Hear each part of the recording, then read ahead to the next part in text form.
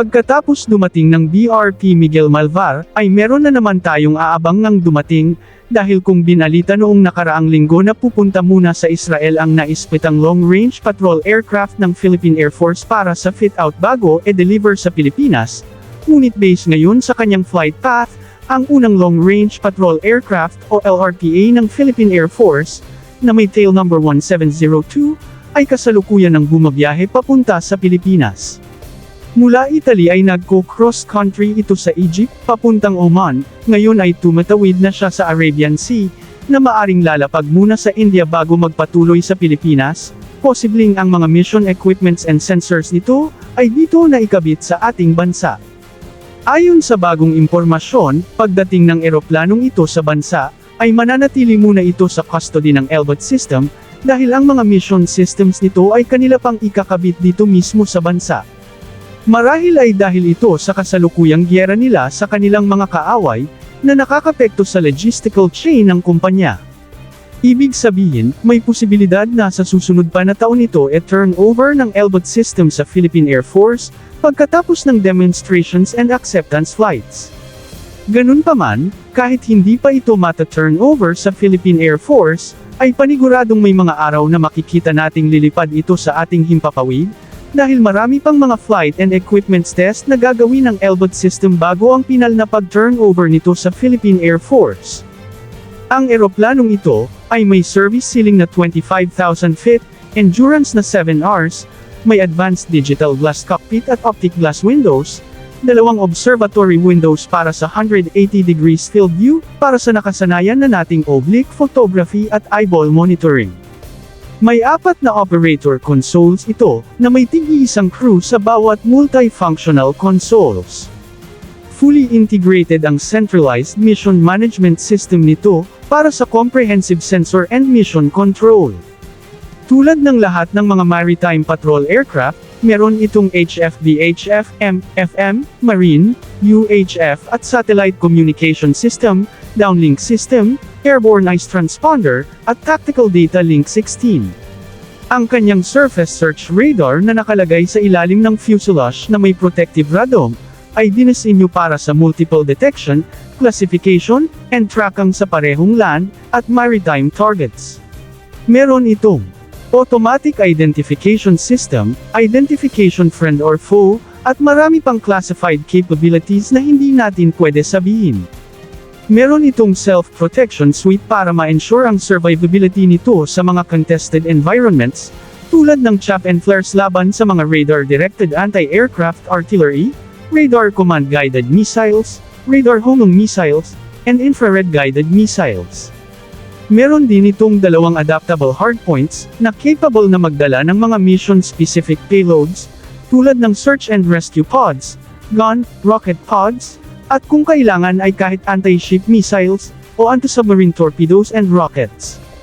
Kaya naman, hindi basta-basta ang mga eroplanong ito, at isa ito sa pinaka-importanteng assets na kailangang-kailangan ng ating armed forces, lalo na at magiging partner ito ng ating mga BrahMos anti-ship missiles, dahil ito ang aasahan ng BrahMos para magbigay ng target coordinates ng kalabang barko para sa real-time guidance ng missile. At speaking of BrahMos, inactivate na ng ating Philippine Marine Corps nitong nakaraang araw, ang kanilang first shore-based anti-ship missile battery, at ayon kay Max Montero sa kanyang Facebook page na Max Defense, nakita na niya sa unang pagkakataon, ang BrahMos Next Generation Maritime Mobile Coastal Battery ng bansa. Ayon sa kanya, kumpirmadong Totra 815-12x12 Special Truck, ang mobile autonomous launcher ng ating BrahMos missile system. At kumpirmado ring 2 missile bawat mobile autonomous launcher ito.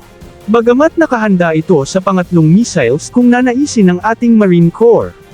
Ngunit ninanais nilang 2 missile lamang bawat launcher, dahil kino-consider nila ang bigat ng isang autonomous launchers, na maaring mapanganib at hindi angkop sa ating mga tulay, lalo na ang ating terrain, at higit sa lahat, binigyang diin ng ating Marine Corps ang shoot and scoot tactics, kaya higit din kailangan ang agility at rapid movements ng mga missile system na ito, upang maiwasan ang return fire ng kalaban.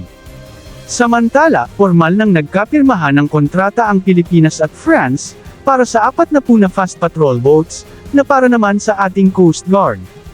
FTB-110 ang variant na i-deliver sa Pilipinas, kung saan binigyang diin ng Pilipinas ang technology transfer at self-reliance defense posture, kung kaya hahatiin ang construction ng mga patrol boats na ito, 20 ang gagawin ng OSHA sa France, at 20 ang gagawin dito sa Pilipinas, sa shipyard na itatayo ng OSHA dito sa bansa.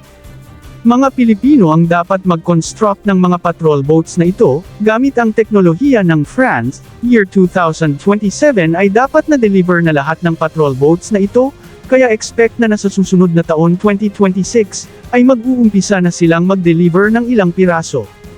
Ang mga FTB-110 fast patrol boat na ito ay mas maliit lang ng 9 na metro sa ating mga Parola class. Patatakbuhin ito ng 2 isang katao, na kailangan ay mga eksperyensyado at maalam di lamang sa technical na aspeto ng barko, kundi pati ang kaalaman sa maritime law enforcement operations. Ito ay nangangahulugang nangangailangan ang Coast Guard ngayon ng 800 mahigit na mga personnels na magpapatakbo sa mga patrol boats na ito.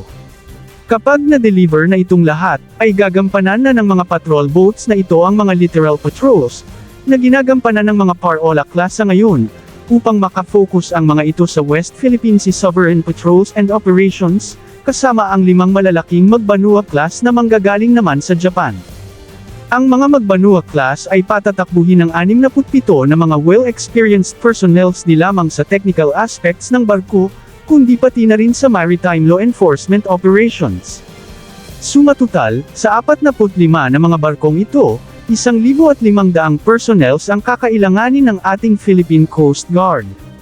Hindi man nakasaad sa kontrata ang pagkakaroon ng mga 25 mm na remote control weapon station sa mga patrol boats na ito, ngunit sana ay kukonsider ito ng ating Coast Guard, dahil wag naman sanang mangyari, ngunit sa mainit na sitwasyon sa West Philippine Sea, ay di natin masabi kung hanggang saan aabot ang pambubuli ng ating kapitbahay, at kung hanggang saan magtitimpi ang ating puwersa sa ngalan ng kapayapaan.